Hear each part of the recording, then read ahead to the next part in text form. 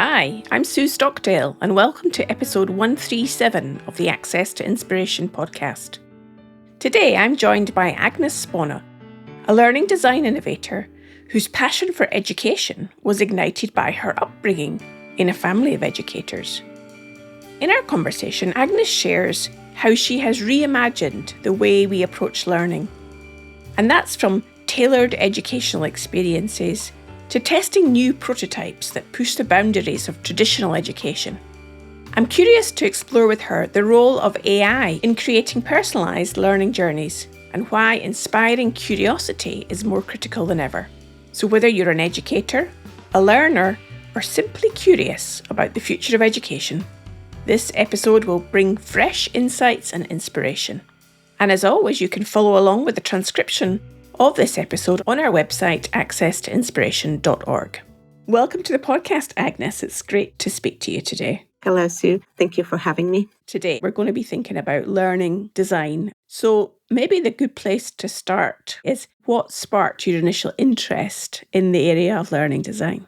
Yes, I'll give a bit of context of my life that I think nicely leans into my current focus. So my whole family are educators. Because I was really big rebel in my nature, I decided, no, I'm not going to go in this direction. I'm not going to be a teacher or anything like that. So I went a big detour, which started off with marketing and then moved into digital product management in the large corporates for 10 years. And one thing that was coming there a lot was what it is in for user.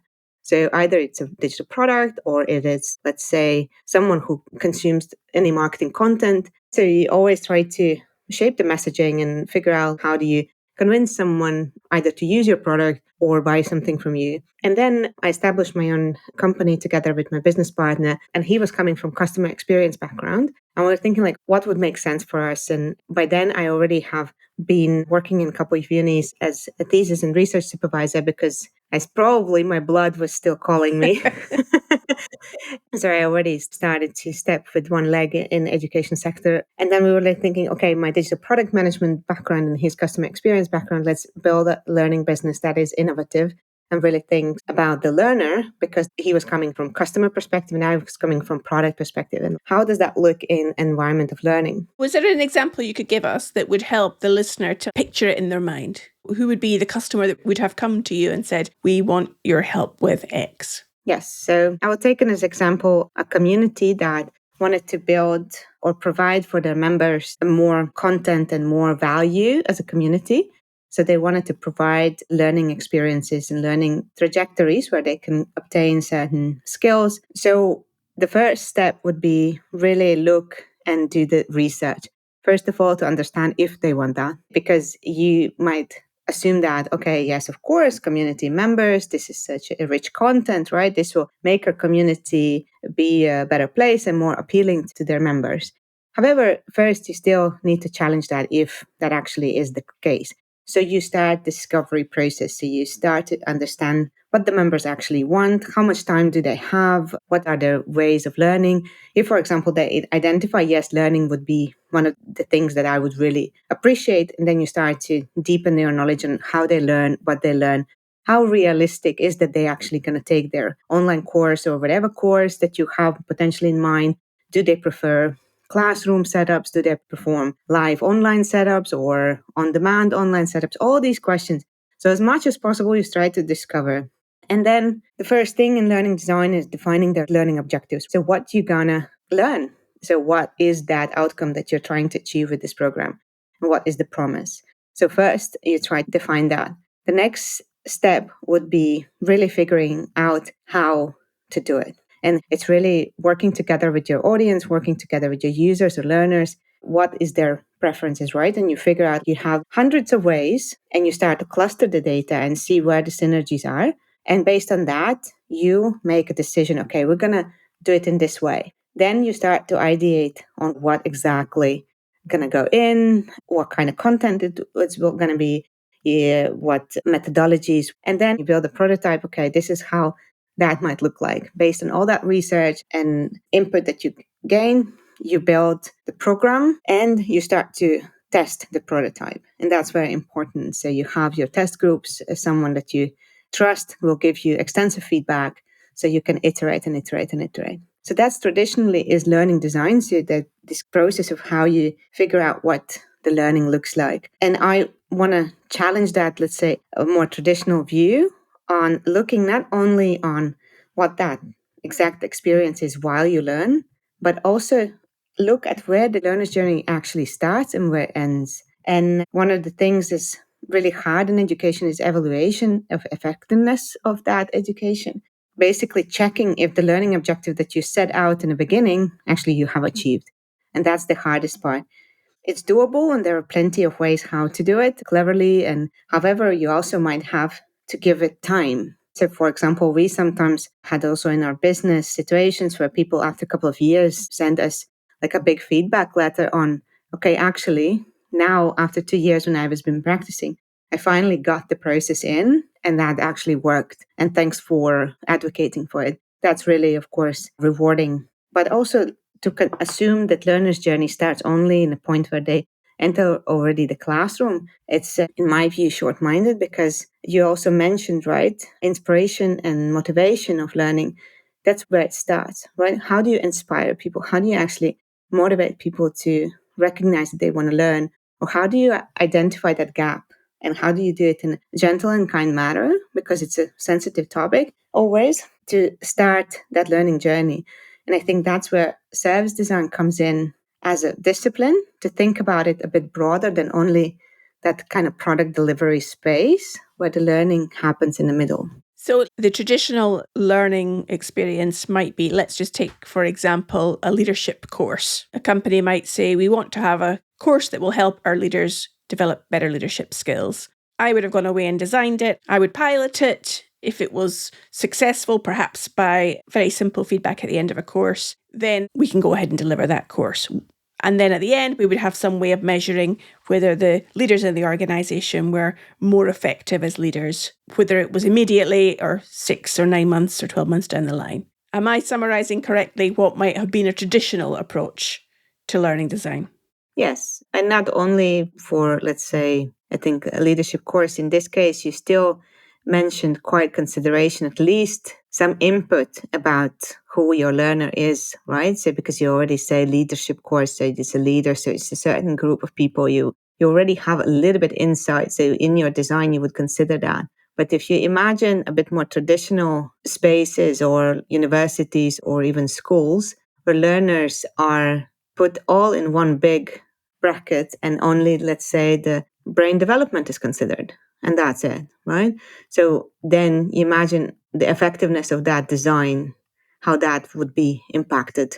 For example, to teach the curriculum to so many people that are maybe not fitting that very generic profile. So with the work that you and your business partner were doing, you were making it far more customized to individual learners and really ensuring that the experience provided was meeting their specific needs in the way that they like to learn.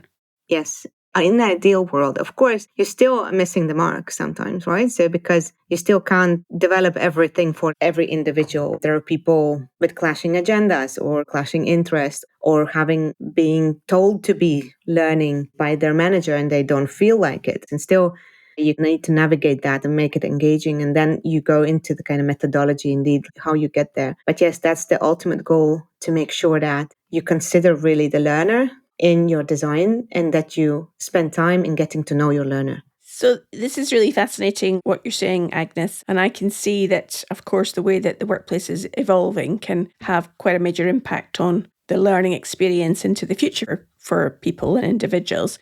I'd like to just come back to your own interest and what sparked your interest in this. You said that you came from a family of educators and that perhaps you were trying to get away from that in some way, shape, or form. When you were in that environment with your family, I guess, what do you think were the things that you absorbed about education and learning that had an impact on you?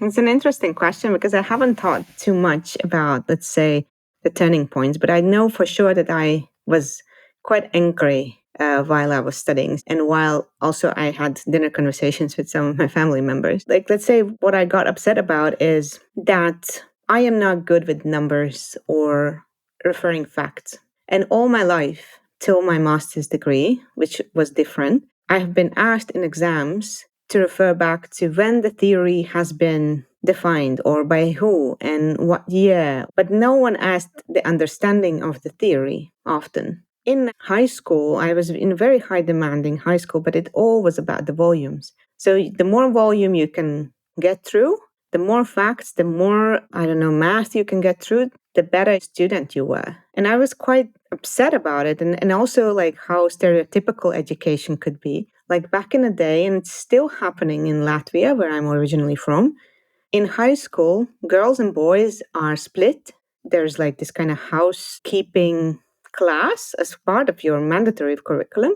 And girls are learning how to sew clothes and knit socks and bake pancakes. And boys are learning to put the shelf on the wall. And it's only now starting to have a bit of a mix, and that the parents can choose to which skills you're sending your kids independently from their gender. And I always had like a bit like, how can it be that this all happens like this? And or for example, some of my family members are quite esteemed professors, and they, for example, don't read English.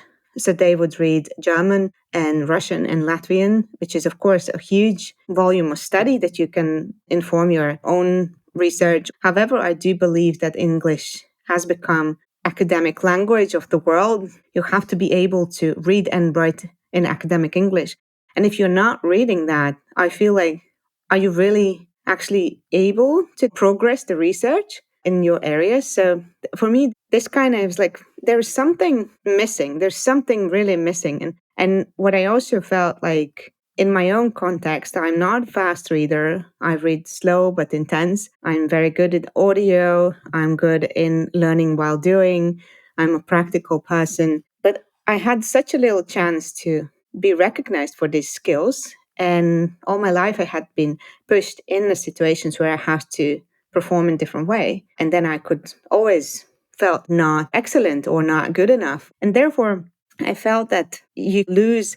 That's why I think also my rebellism came out of like that. I was like, the system and the way how education is set up is not interested in me and in my talents. So I better go somewhere else and do something else. And only over time and over years, then I realized that, well, it's not that they're not interested in me. They're not interested in so many people, you know? And that's a challenge currently, I think, what education faces or learning what it faces. And the whole boom of e-learning and wanting to scale, and there's a lot of positive things, for example, that the education or information or knowledge becomes accessible to so many more people. However, if people learn and if people succeed in these environments, are they actually achieving those learning objectives or not? That's a design problem. So that's a learning design, because it's assumption just because of the access that the people will learn.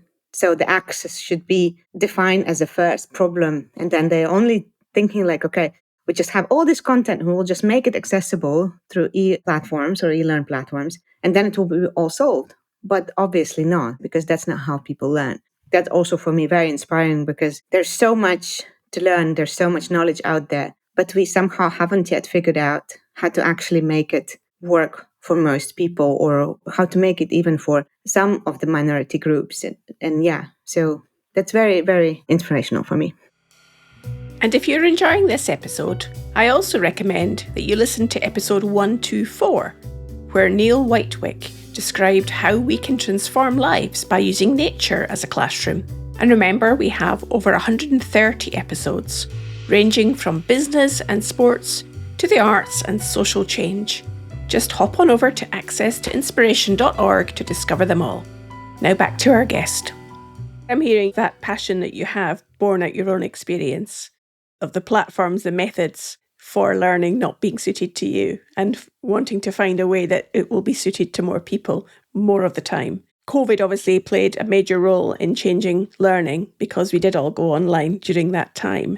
If I now fast forward into the world of AI, which again is dramatically changing the learning environment, does that suit the type of work that you do then better, because AI can be more individualized? Definitely. So if we talk about these kind of content piece, right? So then the information and knowledge piece, right? That is part of every learning. There will be always something that you need to theoretize, or there has to be theoretical part of it. And to make it fit more individualistic needs, it's fantastic. So for example, so if you're talking about well-being at the workplace and you want to teach how to build more resilient workforce, you still need to look on who is learning that. So your leadership will need to have a different view on it, right? So they need to have a bit more holistic view, even though the theory of what it is and how it's the same, but they don't need nitty-gritty detail. Then you go into management, they will need to figure out how to implement and activate that in their teams. And then the people, let's say workforce or employees, they will need to figure out how to make sure that they actually practice certain things. It's the same content, but it has to be in very different chunks and very different ways how it is presented to specific groups. And AI can do it in a second. So you don't need to anymore write that. Of course, you need to have your own common sense in that, but you can chunk out the pieces of content quite easily for individuals. The challenge starts in learning, especially, is like the how. So how that information is brought to these people. Because AI currently, of course, offers a limited options for that. And there, I do believe that educators and learning designers or content experts, they can really add that value by connecting with their learners, building conversations and discussions and debates, and also creating that applied environment where you need to apply it. Because I do believe that by applying and practicing, you actually learn really the best, especially if you have a bit of theory that you can immediately apply. That will be kind of winning method, and AI is not capable of doing that part. So it's very good in chunking out the content pieces, building individual journeys for learners, but you still need to add that personal touch, in my view, to make sure the learning is really effective. So if you were going back to learn again, Agnes, as a young person, knowing what you know now about how learning is constructed and how it can be valuable for more people, how would you do it differently now, rather than having sewing for girls and putting up shelves for boys? What would the learning journey look like, given all the knowledge and technology we have today? To make it very concise, for me, that is all about learners-led content. So that you as a learner, you can define what you learn. Of course, I don't talk about 5-year-olds who learn to read or do math, but I'm talking about even in high school, where you can pursue your interests. But there is one catch. You need to be able to define that. You need to be able, as a young person, to figure out what is your interest and what you want to learn, what kind of person you want to be. And you need to believe that you can do it. And that's a big catch in education. And that's education currently is quite missing in any context, whatever. So that people often are not capable of defining that. Or they lack curiosity or courage to explore different things, even if they maybe don't know if they are interested in that. But they are not putting themselves out there to learn that. So that is prerequisite in order to then lead your own learning. I just had a discussion today with someone, very senior educational professional.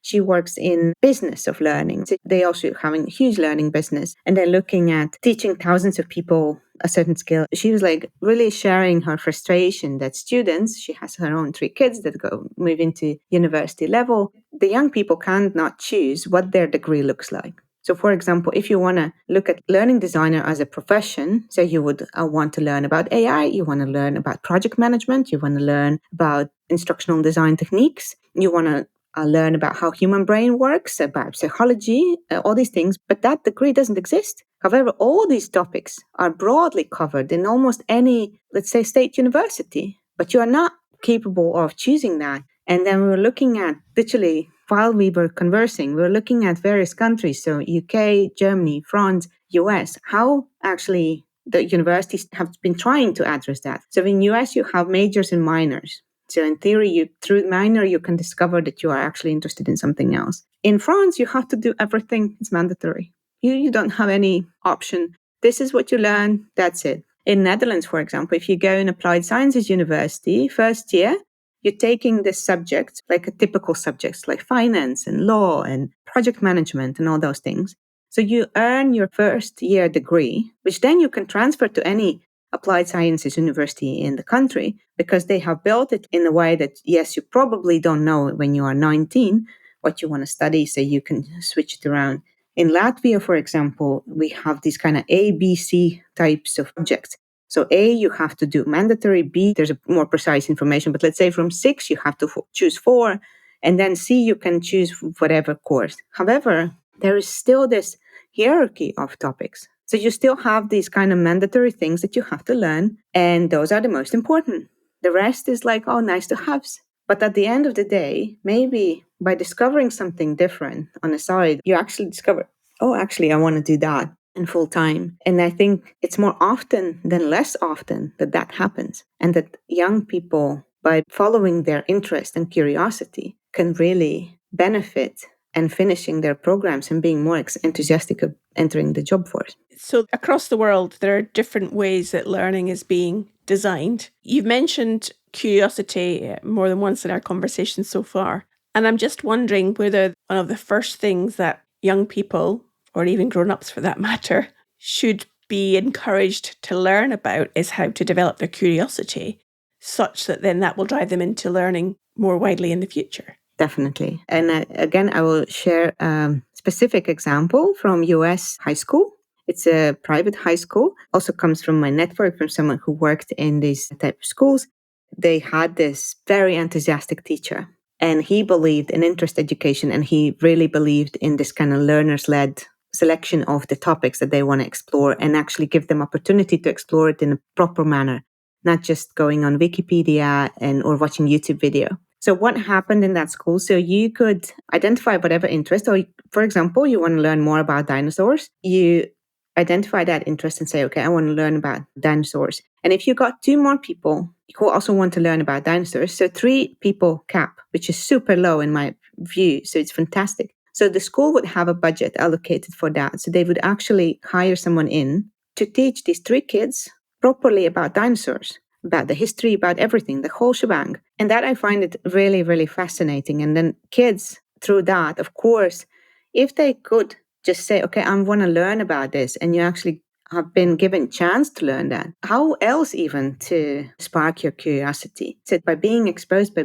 learning from someone who is incredibly enthusiastic about the topic and has dedicated their life for that topic. That's really inspirational. On the other hand, it can be also, okay, yeah, there's a lot of digging and a lot of museum and a lot of academia. It's actually not maybe right for me because it's all about history. I want to be more about future stuff, So you can, through that as well, already build some other layers of curiosity, like, okay, what other topics you might be interested in? And that's a beautiful example on how this type of innovation happens or how this is enabled. However, it's not simple because it's very hard to scale. And scaling seems like it's the challenge. The more we scale, the more we generalize rather than individualize. Yes. So for example, let's take the same enthusiastic teacher as an example. So if he or she wants to go and say, okay, I want to deploy this program in 10 schools in my region. So they have to hit, let's say, a couple of bureaucratic walls on the way to make that bigger impact, right? Because obviously kids super happy, very enthusiastic, super engaged, better school ratings. There's no question about the benefit or outcome of this, if it's working or not. However, it requires budget, it requires some shuffling, it requires some work, and it requires approval of certain bureaucratic layers. If you are really enthusiastic and amazingly, yes, let's do it, you might hit the couple, right? So you might get through a couple of these walls, but then there will be next one. And it all in one point, usually, what is observed here as well, like I think in any country, that people get tired. You want to more work with actual kids. You want to actually see their eyes sparkle and get that gratification from actually doing the program rather than sitting in endless meetings and trying to deal with a system who doesn't want to change. And that's the overall consensus or sentiment around this, right? So yes, you can do great programs, then you deal with only your headmaster or whatever.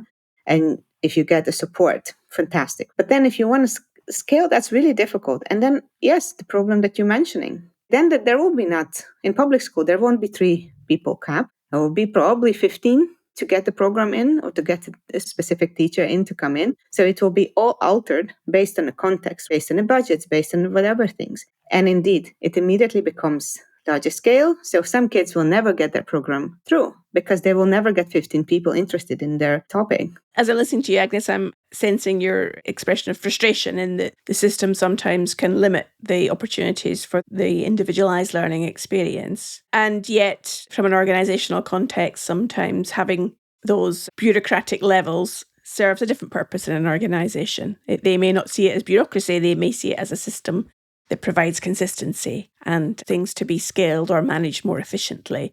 So we suddenly encounter other needs within an organisation or a business that can then be in conflict with that opportunity to individualise learning. I would like to take the conversation back to you, Agnes, and back to the topic of curiosity and learning, and ask you, what are you curious about learning currently? Where is your interest taking you? Interesting question. I follow the thread of tech. So I love technology and everything around it. And I am absolutely not against using technology in enabling education or enabling new methods and learning, especially if we're looking at groups that didn't have any access to information, knowledge, and learning now that have. And I'm not talking only about, let's say, more remote parts of the world where you literally can't have school across the corner. But I'm talking about people who have any type of either disability or preferred learning styles, and all that suddenly is catered and so many more people can learn. So I love that whole space. And of course, AI on top of it and looking at what the future looks like from learning perspective. It's very, very inspirational and interesting, and I love to think about it. I also love organizational psychology. And I find psychology in general is very exciting and I think really essential or plays a huge part in learning. But organizational psychology, especially because it's more about the groups and how groups work together to achieve certain goal. And every business is supposed to be achieving a certain goal or generating value, and how value perception is changing over time now, and the ways how people work together to achieve that value also are changing. So that's for me very fascinating, and observing that and reading about it. So yeah, I think those are like the key areas where I'm focusing my interest on from professional perspective. So if you were applying the principles that you've been sharing with us today about good learning design and about following what the customer wants, how would you be designing an experience for yourself that would enable you to maximize and enhance that curiosity and interest in those areas that you just talked to us about? It's interesting how you frame the question, because it's about what customer wants. Because, of course, if you will ask the learner what they want and how they want to learn, there's not always that they will know, or they are not professionals in this space. So there's always something in between the lines that you need to read. I want to also emphasize that any responsible designer, either a learning designer, service designer, experience designer, doesn't matter, have to consider that we are not sitting in isolated context. So it would include understanding on how this part that you're learning sits within a bigger system. So what role it plays and where it can go wrong, and to have a very kind of consciousness of whatever you're learning, that you can be also doing harm, either to environment or to other people or to anything really. Then for me, that would be always applied. I would always want to learn and then apply, and that you feel useful and validated in the way how you do things. Because I think that's very important, because, for example, a lot of people are reskilling in their midlife, right? So they are doing things for the first time in their life. So that validation, that understanding, giving space for mistakes and failure, that's very, very important. I think how I would want to be able to learn. So Agnes, what you've been outlining to me as I've been hearing it is a bit of a process or a system that perhaps the listener can be reflecting on for themselves. One, how do we inspire curiosity for people to want to learn and the belief that they can follow that journey for themselves? Then for them to understand and have an awareness of how does that desire sit within a bigger system? Where might it be harmful? Where might it be helpful? So they're not just looking individualized at their own needs. They're looking more broadly.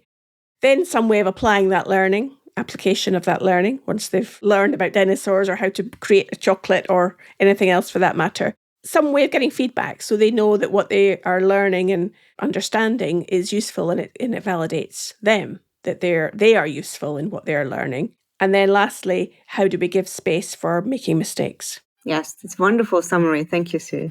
I couldn't say it better.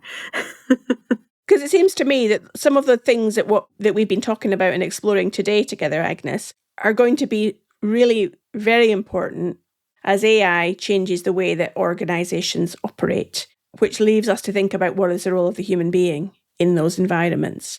No longer are people going to be doing traditional jobs. We know that the world is changing so fast. How then do you see what we've been talking about today about learning and designing learning for people?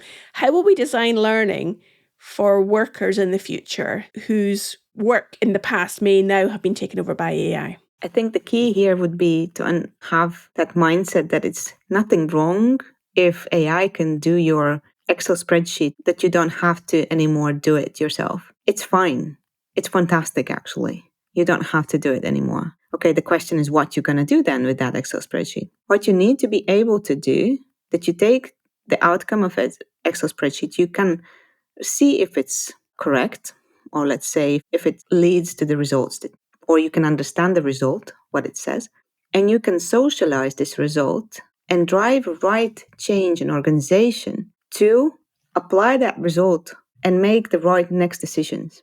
If you very simplify that, then there's plenty of this type of tasks where we spend so many hours of our workday that we don't need to. However, we spend really little amount of time socializing with people, explaining what analysis you have, why it's important, how we can change things and see and have that vision and, again, curiosity on what can we do better, or how we can apply this insight into making something new or bring some other value, or if we're getting insight about something, let's say, not so positive.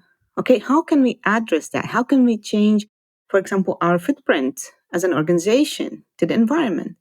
How we actually can do it. That these are very clear examples. And there's so many people who do the analysis now as their primary job and then send an email and think that everyone needs to read that email and rely on that fact that you have sent the email instead of going to your colleague next door to talk about it. That is scary. And we need to get better on being humans and less good at doing our spreadsheets, because that will be obsolete. So with the experience and knowledge that you have about how we learn, how we can encourage other people to learn, how are we going to get better at being human? What might inspire, given this is the Access to Inspiration podcast, what might we do to inspire people to get better at being humans, as we've been talking about today? It's a $1 million question. I never said it would be easy coming on this podcast. For me, probably the key, what I have discovered lately in the last couple of years only of my life, is the power of listening, the power of actually hearing the other human being and listening empathetically. And when you learn, I know that also when we were teaching various topics, it doesn't really matter what. A lot of people want to be skeptical towards learning. So they feel like, oh, but I already know this. Oh, you don't have enough credentials. They will always find a reason why they want to bail out, or why they don't want to listen to you, or why they don't want to do the work. And that can be various reasons for that. But one of the things that if we would get a bit better in listening, a bit better on hearing what other people are saying, trying to do that empathetically, meaning that doesn't mean that you have to accept every single person in this world, but you can at least accept the fact that they just are who they are. I think that already would be a huge leap. And it can be applied in any context. It can be applied in school environment. It can be applied in an organizational environment. Would you agree? Yes, I would. I think it brings us back full circle to the beginning of our conversation. Sounds to me like if when you'd been at school, if somebody had listened and understood that the way you learned was not the way the system was teaching you to learn, that would have been enough for you to have been recognized and heard at that point. And what I'm hearing you say here is that listening and understanding does not necessarily mean we agree with the person, but we hear them and we understand that they are coming into a conversation with a point of view. And that is an important part of us being human in the future, in those discussions with those Excel spreadsheets that AI have created for us. Exactly. So if you were looking into the future, even further than we have been, Agnes, and thinking about what you believe your contribution, what your legacy you would hope would be, I wonder if you've given any thought to that. I was just talking to my husband the other day that there was a part in my life or time in my life where I really wanted to have that recognition or audience or like visibility.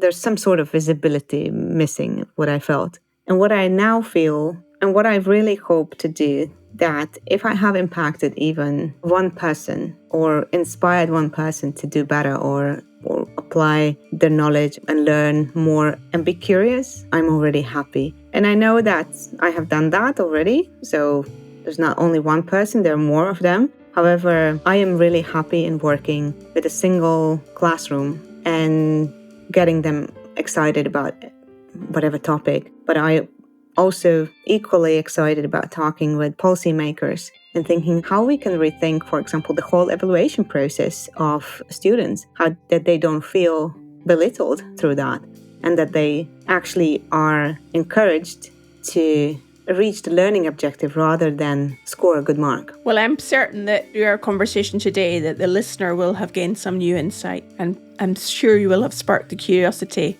in at least one of our listeners to discover more about this subject and consider what is going to be the role of the human being in the world of work as we move forwards. Thank you so much, Agnes. If people want to find out more about you and where you might hang out on social media, how might they do that? Every day I'm on LinkedIn. So by my Agnese Spona on LinkedIn, you can always find me and contact me. I also have a Doodle Instagram account where I observe life and things around me and I make little doodles, and that is on Instagram as Ness Thinks. And of course I have a website as well, which is think-ness.com. But yeah, I think the easiest way is LinkedIn or Instagram. Well, we'll make sure we put links to those on the show notes so people can find you easily from there.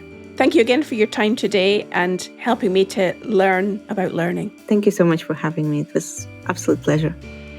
Well, thanks to Agnes for piquing our curiosity about the way that learning is evolving through the use of AI. Finally, I have one small ask of you. Please share this episode with just one other person that you think would appreciate listening to it. That way, your support helps us to reach new people and to continue changing the world, one inspirational story at a time. Next week, I'll be back speaking to another inspiring guest, so I hope you can join us then.